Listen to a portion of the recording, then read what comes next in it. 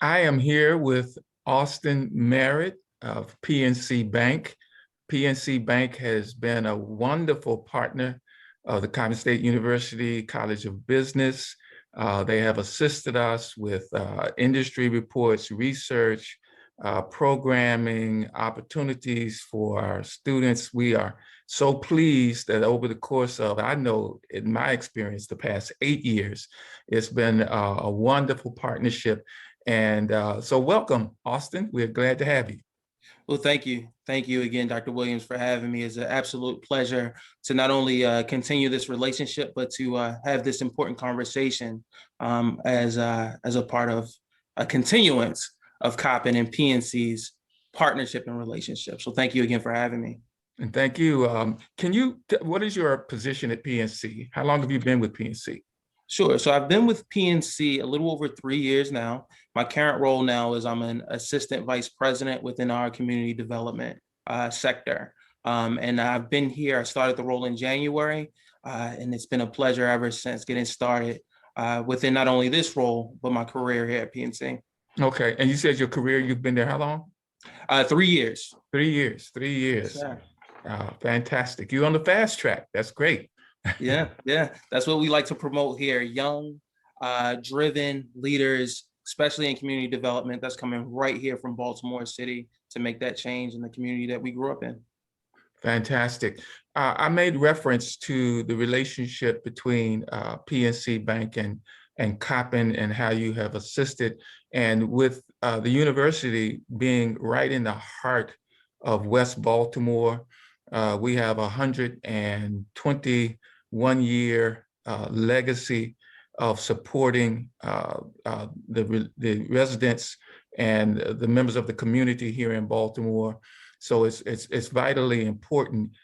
But about West Baltimore specifically, what is PNC's commitment to low and moderate income neighborhoods? Can you speak specifically about that in West Baltimore?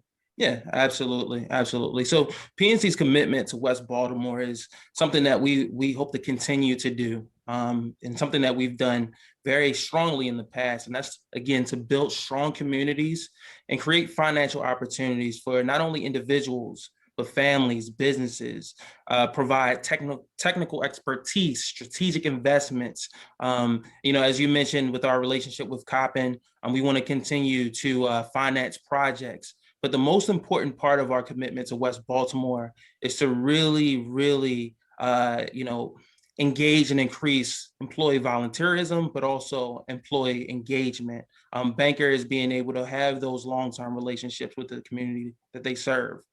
Specifically, our community development department, the banking team that I'm a part of, our primary vision is really to boost the quality of life in low-income neighborhoods. And we do it in a number of ways. So it's through programs that promote affordable housing, economic revitalization, and customized financial solutions. So it's kind of a all-in process that we have here with not only PNC, but community development. But what we do is we supplement PNC's tax credit capital group, which provides some additional expertise when you think about financing through federal tax credit programs. We provide flexible loans, public and private partnerships, and then most important, you won't hear me say this enough, but those financial education classes to help revitalize the communities and have them realize the access that they have to different programs. I'm gonna run off just a few services that we offer that would specifically benefit West Baltimore. Like I said, the financial education portion, the consumer products that we'll be able to talk about a little bit later, hopefully, community development lending programs where we're getting capital back into whether it's our community partners, nonprofits that kind of trickle down or have a direct benefit to the community itself. But then also the biggest part that I want to highlight is community development investments. And that's, of course, to use to stimulate the community in a way that might not have been done in the past. Okay. Before we talk specifically about some of those products that you mentioned, you mentioned education and consumer education and financial education. Can you say a little bit more about the importance? I think about the wealth gap statistics between Black and white communities in particular, that Black communities have 10 cents on every dollar in terms of family wealth. Can you say a little bit more about the importance of that education piece and how PNC approaches that? Yeah, absolutely. And you're absolutely right, Mr. Williams. I mean, the wealth gap is something that we want to address immediately. It's long overdue. So one thing that we kind of narrowed down, and again, and this is in partnership with our community partners and the needs of the community, is the access to knowledge first and foremost. So we offer programs in financial education to help individuals of all ages learn more about simple actions today that will assist them with their daily life, but then also long-term money management. That's the biggest thing. We don't want to be a program or a bank that gives you just a little tidbit of what is needed and then expect you to kind of understand it and leave our communities by themselves to kind of, be left alone in the dark on where or what steps to happen next. So just to go over a few of the community development programs that we offer to really address the wealth gap, not only in the city, but in the country as a whole, is our financial education seminars. These seminars range for just, your individual consumer to small businesses, but then also we have financial education seminars that address nonprofit organizations. We have foundation checkings with foundation money management. That's a program that we offer that not only do we give second chance checking account opportunities and opportunities for households that might have had accounts that aren't able to get them the traditional way, but to become eligible, you also have to do the foundation of money management online courses. Again, we don't want to put people in vessels that they're not completely knowledgeable about. We want to give them opportunities to not only kind of get back on the right path, but also have that education and that information that they might not have gotten in their own households or initially when they first opened up their first account. If in case you guys haven't heard yet, PNC is now a part of the Bank On program through the Cash Campaign. And the Bank On program provides financial services to unbanked or underbanked low and moderate income individuals and families specific to their cities, counties, and regions. Another opportunity that we like to establish, and this is more so for our consumers that want to start the process of buying a home, because as you know, and a lot of people know, the first steps to wealth is home buying and having that property. So PNC, we facilitate an individual development account, also known as an IDA program, and that supports the administration of nonprofit organizations that help low to moderate income families achieve savings to buy a first home or even attend higher education. So again, another vessel that can be used to save money, but it can also be matched by the organization that you're working with to kind of reach those goals a little bit quicker. And just to wrap up, we have, home buyer education programs. Again, we want to make sure that, when we go into these low to moderate income communities, specifically in Baltimore, that they have the education to not only obtain a home, but continue to, build on that home so they can go to a second home or be able to take equity on that out on that home. So we provide those educational programs, and it's not just the introductory, it's a real lifelong partnership and assistance to kind of work them through the lifetime that they're staying or the life span that they're staying within that house and maybe even move on to their next property. And then last but not least, PNC, we offer and we assist with VITA programs, which are also commonly known as volunteer income tax assistance. And through our alliance with the IRS, PNC offers prepaid Visa debit cards like our Smart Access, check cashing, and financial education to clients for free through those VITA sites that we support. Excellent, excellent. You mentioned something, and in this environment, of course, where we've been virtual for a year, pretty much, and hopefully we'll be soon transitioning to at least a hybrid way of operating and before we're able to come fully back. But I did hear you mention that at least a segment of the educational programs are online. Is that the case? Absolutely correct. We want to make that transition and make it as seamless as possible. We don't want any hiccups when it comes to financial education and providing that access to financial education, because you and me both know it's been one too many hiccups. So yes, we do offer online financial education courses and also seminars. How will you partner with or continue the relationship with the College of Business and the Center for Strategic Entrepreneurship to make sure that there's access to these kinds of educational programs? Great question. So, as you already noted, we will continue to work closely with COPN leadership, because you guys are there in the community. You guys are right there, feet planted into West Baltimore. And so continue to work closely with not only COPN leadership, but our community partners directly to identify areas of opportunity that's needed to address and support financial growth, but also visibility to these programs within our LMI community. Sometimes it's not that the tools aren't there, is that people aren't aware how to access those tools. So again, working with COPN and leadership to make sure that the community knows that these opportunities are there with the College of Business.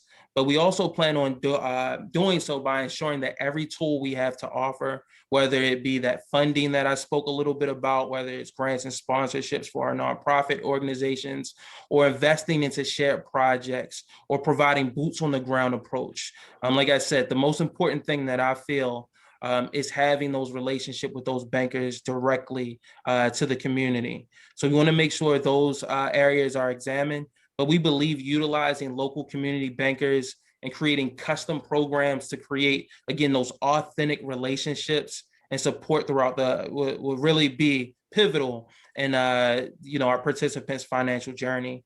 COPN is and will continue to be a hub and a partner for these potential opportunities. Mm-hmm. Yeah, I have really appreciated your presence over the years that I've been there. And if for those who do not know, on the corner of Warwick and North Avenue, right on the main thoroughfare, is the new College of Business building that we'll move into in 2022. And on the first floor of that building, the Center for Strategic Entrepreneurship will have a major footprint right on that first floor. So that further solidifies the ability not only to deliver things electronically and digitally, but also to make sure that we have a full presence right there on that corner in the heart of West Baltimore, in the community. Can you say a little bit more about the role of community development lending? Yeah, absolutely. So the role of our community development lending initiative is extremely important. I can't stress that enough. How important that portion of community development as a whole, and why it's important as far as the revitalization of our communities and why it's needed. And it's extremely important because it provides those loans and investments to those grassroots community-based organizations, for profit developers, faith-based organizations, or really any group serving our LMI, low to moderate income individuals and communities, to have that development and have that access to capital in ways that they might have not have been able to if they walked into your regular branch or spoke directly to those large financial institutions. Community development lending thinks of out of the box approach to be able to still bring that capital and that access to our not only low to moderate income partners, community partners, but most importantly, our communities and consumers. That's great. And access to capital is certainly an issue that most of us are aware of and familiar with. And I think that presence, as well as the relationship between an institution such as PNC, an academic institution that's in the heart of the community, those community organizations and other stakeholders, and making sure that connectivity there will go a long way in terms of meeting your goals in terms of community development lending. Are there any other goals? Of course, access to capital is the main point to make sure that that is there. I see sometimes that people don't have access to information. Right. That even if the program is there, they may not know about it. So again, I commend you on the network and the effort to disseminate the information and the conduits through which you push the information, because those community organizations are definitely a big part of that. How does the community benefit from your overall goals? How do you think the community, if you were to be able to look forward, let's say 5 years, 10 years from now, what would you like to see in terms of benefits? Yeah, and I'm a guy that constantly looks into the future. Is my work or the work that I'm doing, I'm going to be beneficial to the community that I've grown up in, the community that I'm familiar with, the place that I love the most. So my goal is, and I'm speaking on behalf of PNC as well, and our community development banking team, is to one, be able to make programs that provide affordable housing right there, not only West Baltimore, but Baltimore in general, but then also in the other outskirts of Maryland, where we have a strong base of low to moderate income families and communities. So affordable housing is probably one of the most looked at factors that we look at, not only to kind of bridge the wealth gap, but then also again kind of transition those low income households to moderate income households, and then ultimately out of that LMI state. So goals, of course, addressing affordable housing, and we do that by providing financing to for-profit and nonprofit developers to build and rehabilitate affordable rental and for sale housing. But then also, like we touched on when we talk about the business center, is creating and financing community facilities. PNC, specifically with PNC Community Development, we assist nonprofit organizations with financing for working capital, as we touched on a little bit, but then also to upgrade their operations and really provide a range of investments and then alternative lending services. So our goal really for the community is one, the knowledge, the know-how, but then also to have those tangible, whether it's products, whether it's housing, whether it's facilities, to be able to use the community around them to start not only creating wealth, but also to create knowledge, and in turn create generational wealth, but then in turn pass down that knowledge to their children or their children's children. But Ron, I really want to also let people know that this education can also go back to the generation previously. So the information that we're learning in these in these facilities about affordable housing, we're seeing that students and children are going back and teaching their parents about these opportunities to kind of reverse the lack of knowledge that might be in some households, but also provide opportunity for parents and the family in general. That's fantastic. And we're just about at the end of our time, but I can't let you get away without addressing this. And this is outside of the direct financial questions. What would you say to our students our students, one, also our faculty? What recommendation would you give them in terms of taking advantage of the opportunities? It's so impressive. I'm going to say that you've been with the institution 3 years. You're a young man. You have your career off and moving forward. What would you say to our students in terms of perhaps following a similar path to success? Is to one, never stop asking questions. Ask as many questions, and I really don't want to be that guy to use a cliche that is you never ask a dumb question.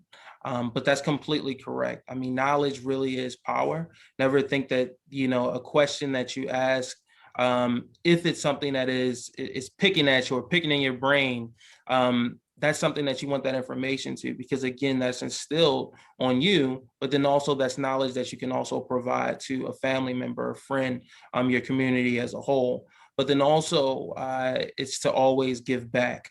Always look at the opportunities that you have, even as a student, even if you're within faculty. Your overall mission, or part of your mission is to give back, whether it's through, sweat equity, which means that you're just, helping move a brick from one place to the other, or if it's just knowledge in general. So we want to kind of, and that's what builds communities, the fact that we have knowledge from different walks of life, but we can all come together as a community, as a team, and be able to share that information, share those resources, and together we pull each other up. That's something that I believe is important with students, also faculty members, but like I said, as a community in a whole, we need to be able to share knowledge to uplift one another. Fantastic. Well, Austin, Mr. Merritt, this has been fantastic. We thank you, and we are looking forward to continuing a prosperous and healthy relationship with PNC Bank, between the Center for Strategic Entrepreneurship and the institution. Thank you very much for your time. Thank you, sir. And you guys have a great day.